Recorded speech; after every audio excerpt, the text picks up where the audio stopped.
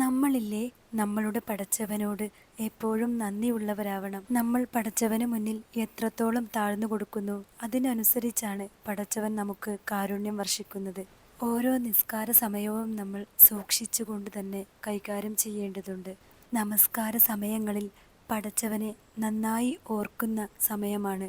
നമുക്കെന്തും പടച്ചവനോട് പ്രാർത്ഥിക്കാം. ഇരു ലോകത്തും നമുക്ക് വിജയം നൽകാൻ ഫർള് നിസ്കാരങ്ങൾ നമ്മൾ ഒരിക്കലും ഖളാ ആക്കരുത്.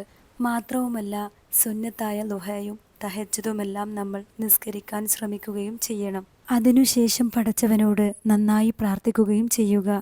എല്ലാം പെട്ടെന്ന് ശരിയാവും. നിങ്ങളുടെ ജീവിതത്തിൽ എന്ത് പ്രയാസം തന്നെ നിങ്ങൾ നേരിടേണ്ടി വന്നാലും പടച്ചവനോട് നിങ്ങൾ നിസ്കാരത്തിനു ശേഷം പ്രാർത്ഥിക്കുന്ന പ്രാർത്ഥന കൊണ്ട് എല്ലാം തഴയപ്പെടും.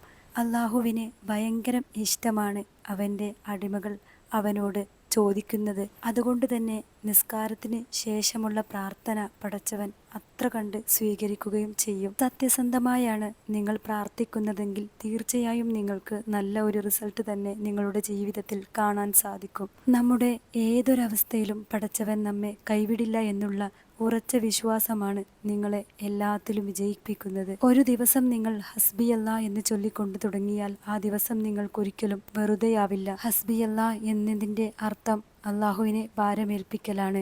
അള്ളാഹുവിനെ ഭാരമേൽപ്പിച്ചവരാരും തോറ്റുപോവുകയില്ല. നിസ്കാരത്തിനു ശേഷം എത്ര സമയം വേണമെങ്കിലും നിങ്ങൾ ആത്മാർത്ഥമായി അള്ളാഹുവിനോട് ചോദിച്ചുകൊണ്ടേയിരിക്കുക. തീർച്ചയായും നിങ്ങളുടെ ജീവിതത്തിൽ വലിയ ഒരു മാറ്റം തന്നെ സംഭവിക്കുന്നതാണ്. അതുപോലെ പ്രധാനപ്പെട്ടതാണ് അള്ളാഹുവിൻ്റെ ഖുർആൻ. നമസ്കാരത്തിനു ശേഷം നിങ്ങൾ നിർബന്ധമായും ഖുർആൻ പാരായണവും ശീലമാക്കുക. എല്ലാവർക്കും സമാധാനമുണ്ടാവട്ടെ.